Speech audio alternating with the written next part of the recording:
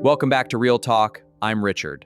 Joining us today is Debby and Tyra, and today we are diving into We're Just Talking Situationships. Debby, Tyra, this topic affects both men and women, and I trust you both would do justice to this. But firstly, what exactly is We're Just Talking to You? You do couples things, but when it gets hard, you hide behind "we never agreed to anything," which is safe for one person, but risky for the other. And it can flip either way. Sometimes it's the guy catching feelings, sometimes the woman. The label protects whoever wants an exit door. Exactly. Tough one to start. Why do people enter just talking stage instead of just dating or just being friends? I think fear of commitment, fear of rejection. A lot of people aren't necessarily looking for a relationship. They're looking for safety from getting hurt. Just talking feels like a test drive with no contract. You enjoy all the benefits while convincing yourself there's no real risk involved. If it crashes, nobody owes anyone insurance. That's why people like it. It gives emotional access without emotional responsibility. Also, convenience. Let's be honest. Convenience plays a huge role because commitment requires effort and accountability. You get companionship, intimacy, late-night conversations, emotional support, and attention without ever making a real promise to someone. For both men and women, that's incredibly tempting when you're not emotionally ready to choose one person and commit. So is We're Just Talking actually a trap designed to get girlfriend benefits without boyfriend or girlfriend responsibility? Sometimes yes, sometimes no. The uncomfortable truth is that both realities can exist at the same time. Some men genuinely don't know what they want. They're confused themselves and they're trying to figure things out as they go. But some know exactly what they're doing. That's where things become dangerous because the ambiguity becomes intentional. They keep you close enough to control you, but distant enough to avoid accountability whenever difficult conversations show up. It's called benching. A lot of people don't realize they're experiencing it until they're emotionally attached. Oh. That's actually a powerful way of describing it because a lot of people can probably relate to that. Yeah. He's not ready to play you, but he won't let you leave either because he likes having the option in case his first choice doesn't work out. That's the part people rarely say out loud, but it happens often. Exactly. Women can bench men too. We need to be honest about that because emotional manipulation isn't exclusive to one gender. Some women keep a man around for attention, validation, and emotional support while secretly hoping somebody better eventually comes along. Hurt isn't gendered. That's probably one of the biggest mistakes people make when discussing situationships. Yeah. I think that's a fair point because most people immediately assume one side is always the villain. This one is for you, Tyra. What's the emotional damage when one person wants more and the other doesn't?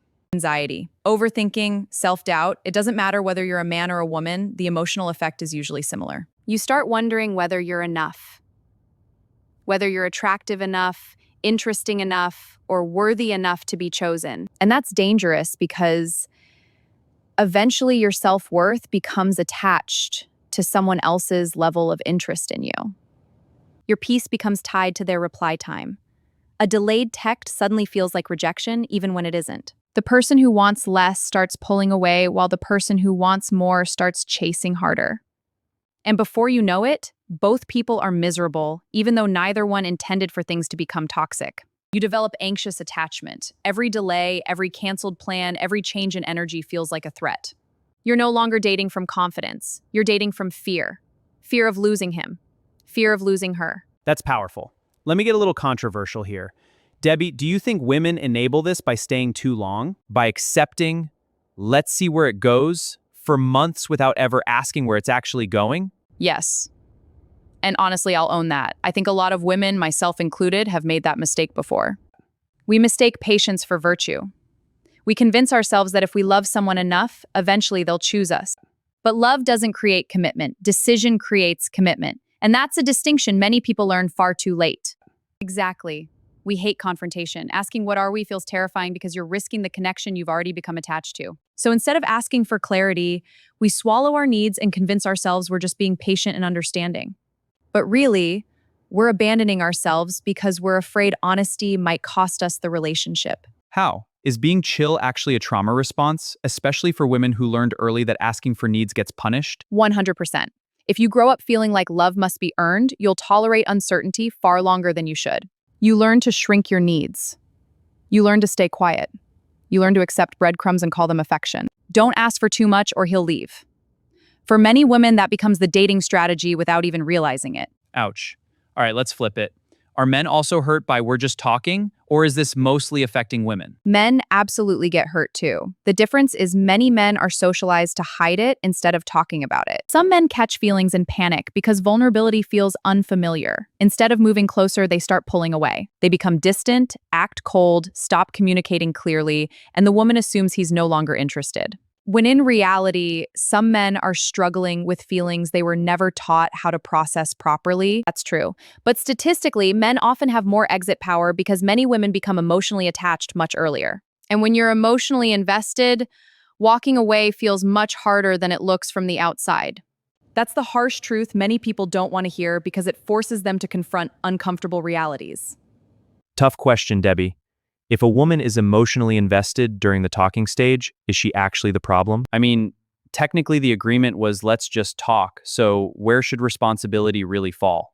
No, emotions aren't the problem. Mismatched expectations are the problem. That's where most of the damage actually happens. If you're emotional and he's avoidant, conflict becomes almost inevitable because both people are operating from completely different needs. And society tends to shame women for feeling deeply, as if emotional investment is somehow a character flaw. Right.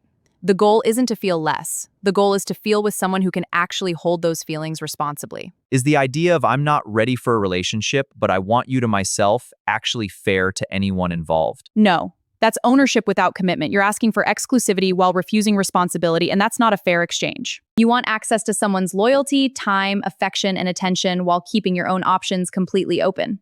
That's manipulation when it's intentional. It may sound romantic, but underneath it often comes down to control. And honestly, both genders do it. Men do it, women do it. Human beings simply don't like losing access. People say they want freedom, but sometimes what they really want is guaranteed access without accountability. That's uncomfortable because a lot of listeners are probably realizing they've either done that or experienced it. Exactly.